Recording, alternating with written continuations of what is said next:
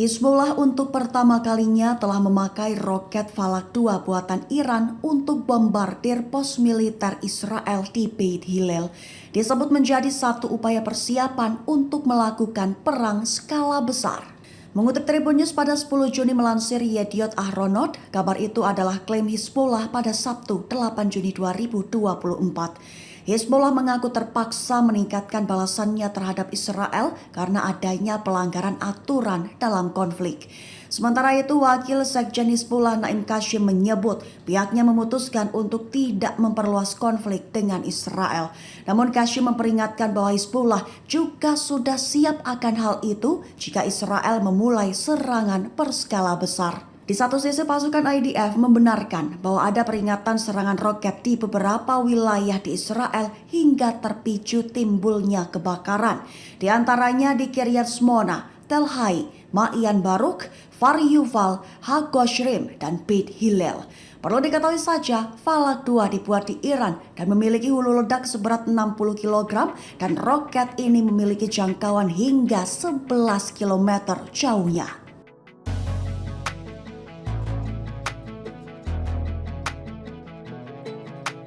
Uni Emirat Arab, Dewan Kerjasama Teluk atau GCC dan Mesir mengutuk keras agresi Israel di Camp Nuseirat. Bahkan GCC menyebut kebrutalan itu sebagai aksi teroris dan kejahatan keji terhadap warga sipil. Mengutip Tribun News pada 10 Juni melansir Arab News, ketiga pihak sama-sama mengutuk keras aksi Israel, di mana demi menyelamatkan 4 sandera Israel namun membunuh ratusan warga sipil Palestina lainnya. Kementerian Luar Negeri Uni Emirat Arab menekankan prioritas utamanya adalah menyelamatkan nyawa warga sipil. UIE menekankan mereka tidak boleh menjadi sasaran konflik, memastikan bantuan kemanusiaan dan medis segera menjangkau jalur Gaza dan menyerukan gencatan senjata. Sementara GCC mengatakan bahwa komunitas internasional harus bertindak dengan menghentikan kejahatan berulang dan sistematis dari Israel. Dikatakan oleh GCC bahwa serangan di Nuseirat merupakan kejahatan keji dan teroris. Mesir juga menyampaikan kutukan keras, menganggap Israel bertanggung jawab secara hukum dan moral atas serangan. Kementerian Luar Negeri Mesir menekankan agar Israel mematuhi kewajibannya menghentikan penargetan tanpa pandang bulu terhadap warga sipil Palestina.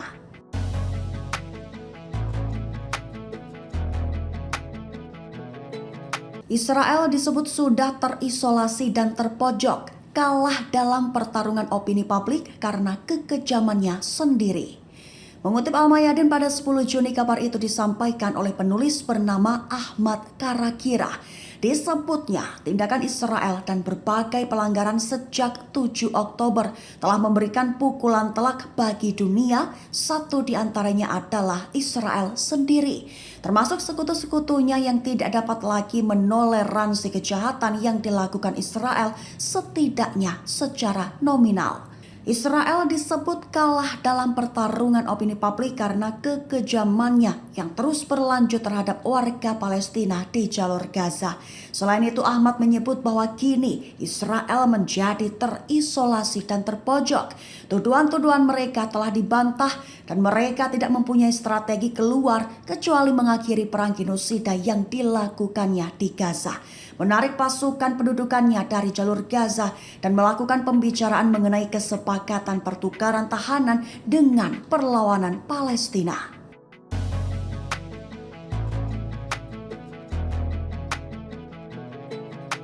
Juru bicara Kementerian Luar Negeri Iran menyebut bahwa Amerika Serikat dan Israel sebagai pecundang terbesar. Terlebih juga disebutnya sudah kalah di medan perang melawan bangsa Palestina. Mengutip Al-Mayadin pada 10 Juni, kabar itu disampaikan juru bicara Nasser Kanani pada Minggu 9 Juni 2024. Kanani menekankan bagaimana Amerika Serikat telah membiarkan rezim Israel melanjutkan kejahatannya di Gaza dengan memberikan dukungan militer dan politik tanpa batas. Dijelaskannya bahwa rezim Zionis dan pemerintah Amerika Serikat dengan segala kemampuan militer dan pengaruh politiknya kalah di medan perang melawan bangsa Palestina, serta menyebut mereka sebagai pecundang terbesar dalam pertempuran melawan rakyat Gaza. Ia bahkan juga mendesak dunia untuk meminta pertanggungjawaban pemerintah Amerika Serikat lantaran memberikan dukungan terhadap kediktatoran yang telah menewaskan hampir 40.000 warga Palestina yang tidak bersalah dalam 8 bulan terakhir.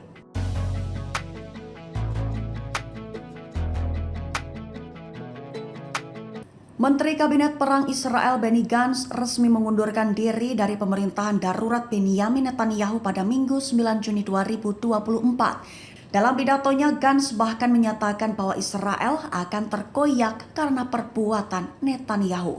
Mengutip Tribun News pada 10 Juni melansir Al-Mayadin dan Al Jazeera, Gantz menekankan bahwa Netanyahu telah gagal dalam peperangan di jalur Gaza. Itulah penyebab dirinya memutuskan mundur dari jabatan yang diembannya saat ini. Disebutkan oleh Gantz bahwa Netanyahu adalah sosok penghalang Israel menuju kemenangan sejati. Sehingga Gantz meminta Netanyahu untuk segera mengadakan pemilu demi warga Israel. Tujuannya agar Israel tidak lebih terkoyak lagi buntut perintah-perintah Netanyahu dalam perang di Gaza.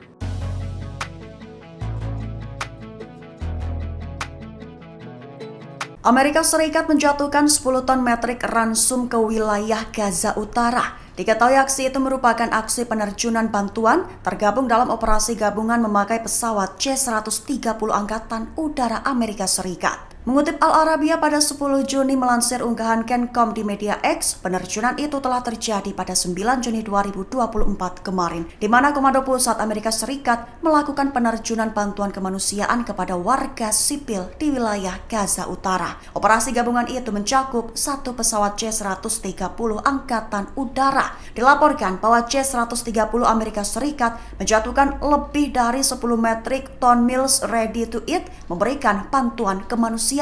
Hingga saat ini Amerika Serikat telah mengirimkan lebih dari 1.050 metrik ton bantuan kemanusiaan selain bantuan yang diberikan oleh koridor JLOTS. Bantuan kemanusiaan yang diberikan oleh Departemen Pertahanan Amerika Serikat berkontribusi terhadap upaya yang sedang dilakukan oleh pemerintah Amerika dan negara-negara mitra untuk meringankan penderitaan manusia. Pengiriman melalui udara disebut merupakan bagian dari upaya berkelanjutan dan pihaknya mengaku akan terus merencanakan pengiriman lanjutan melalui udara.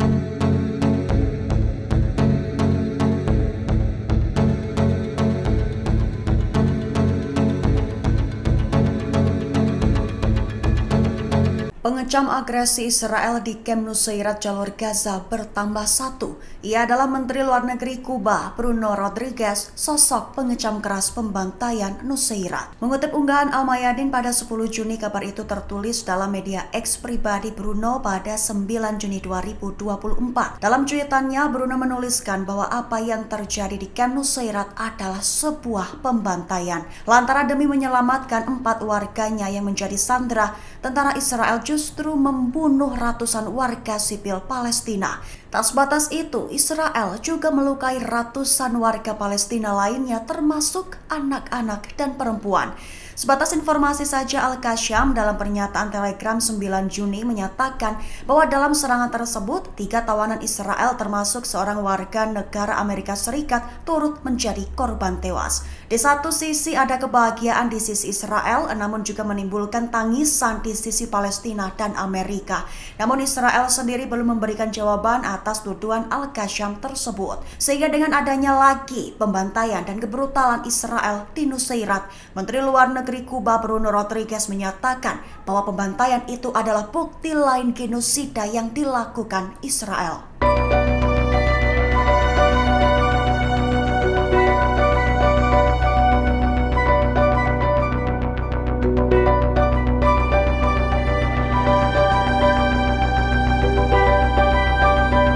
Download Tribun X sekarang, menghadirkan lokal menjadi Indonesia.